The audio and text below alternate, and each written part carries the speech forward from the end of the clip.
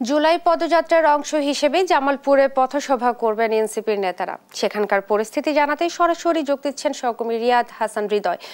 হৃদয়, পদযাত্রায় অংশ নিয়ে কি বলছেন নেতারা, সার্বিক পরিস্থিতি জানাবেন।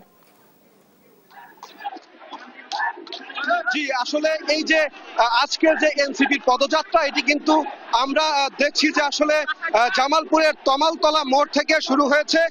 এখানে পদযাত্রায় উপস্থিত রয়েছে এনসিপির আহ্বায়ক নাহিদ হাসান এবং জামালপুরের নেতৃবৃন্দ সহ আরো যারা উপস্থিত রয়েছে তারা কিন্তু আমরা দেখতে পাচ্ছি যে তমালতলা থেকে মূলত এনসিপির শত শত নেতা কর্মীদের নিয়ে কিন্তু উপস্থিত রয়েছে এবং এই আজকের যে এই পদযাত্রা যেটি হচ্ছে সেটি থেকে তারা যেটি বলছে যে বৈষম্য বিরোধী বাংলাদেশ, বৈষম্য যে রয়েছে বাংলাদেশে সেগুলো যেন দূর হয় এবং বাংলাদেশে যে এই যে একচাটিয়া একজন স্বৈরশাসক ছিল সেগুলো যেন দূর হয়, এমনটি কিন্তু বলছে মূলত এনসিপির নেতৃবৃন্দরা। আসলে যদি আপনাদের আমি আরেকটু বলে রাখি যে জামালপুরের এনসিপির আজকের এই পদযাত্রা শেষে